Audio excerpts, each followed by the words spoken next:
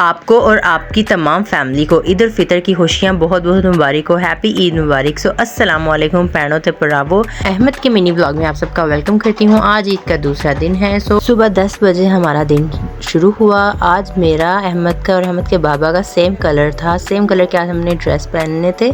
आज हमने ट्विनिंग करनी थी। हम लोगों ने आज जाना था राना रिजॉर्ट। यहाँ पे हम लोग घर से निकले, नाश्ता वगैरह किया, रेडी हुए। आज हम लोगों ने सोचा कि ईद को लाहौर से बाहर मनाया जाए। हम लोगों ने राना रिजॉर्ट का प्रोग्राम बनाया और सुबह सुबह हम लोग निकल गए। निकलना 10 बजे था, बट निकलते निकलते हम लोगों को 12 बज चुके थे।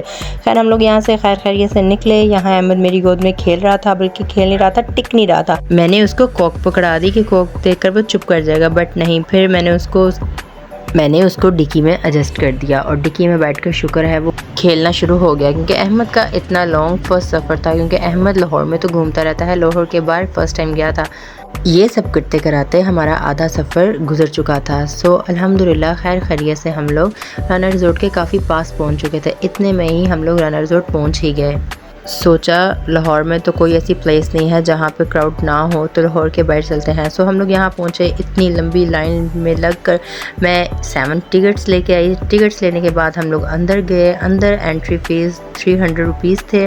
एंटर होते ही यहाँ पे थोड़ी शौखियाँ मारते ही अंदर। मैं इस प्लेस पर 3 साल बाद जा रही थी। यहाँ पर सब कुछ चेंज हो चुका था। पहले ज़्यादा खूबसूरती थी जो कि अब नहीं रही।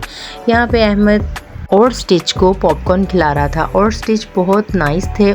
यहाँ हम लोग काफ़ी अंदर आ चुके थे। थोड़ी देर स्टे किया, पानी शानी पिया, फिर हम लोग आगे गए। अहमद यहाँ पे झूले ले रहा था। अहमद को हमने किसी बच्ची की गोद में बैठा दिया और अहमद उसके साथ भी फ्रैंक हो गया।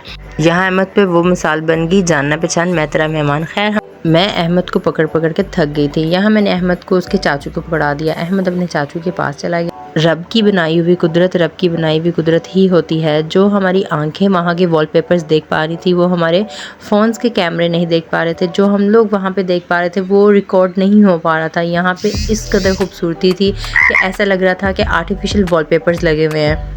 यहाँ अहमद की दादू बहुत ज़्यादा थक चुकी थी, तो सोचा चलें वापसी का रुख करते हैं। जितना देख सकते थे उतना देखा और उसी के साथ वापसी का रुख कर लिया। यहाँ पे ट्रेन्स चल रही थी जो कि आप लोगों को बाहर पार्किंग तक छोड़ सकती थी, बट हम लोगों ने कहा नहीं, हम लोग खुद वापस जाएंगे। हम लोग यहाँ से निकल रहे थे। निकलते भी इतना टाइम हो गया। 6 बजे राना रिजॉर्ट ऑफ हो जाता है, बट हमें वहाँ से निकलते 5 बज गए। वहाँ पे हम लोग सोच रहे थे कि वहाँ पे डैम पे रुक जाएं, बट टाइम बहुत ज़्यादा हो चुका था और अहमद भी बहुत ज़्यादा डिस्टर्ब हो चुका था, इसलिए हम लोग डैम पे नहीं रुके। हम लोग घर सीधा आ गए। यहाँ इतना खूबसूरत सनसेट था कि दिल कर रहा था जब तक ये ख़त्म ना हो इसको देखते रहें। इसी के साथ खैर से हम लोग घर पहुँचे। अहमद इतना थक चुका था कि आराम से लेटकर अपने टैडी के साथ खेल रहा था। रात के 2 बजे हमें भूख लग गई। मैंने लबड़ी से ऑर्डर करवाए शवारमे, जो कि बहुत ज़्यादा टेस्टी थे। अल्हम्दुलिल्लाह जैसी भूख थी वैसे ही शवारमे मिले। और इसी के साथ अहमद सो गया। और जब घर का शरारती बच्चा सो जाए, करने के लिए कुछ नहीं रहता। अल्लाह हाफिज़। कल मिलूँगी एक नए व्लॉग के साथ।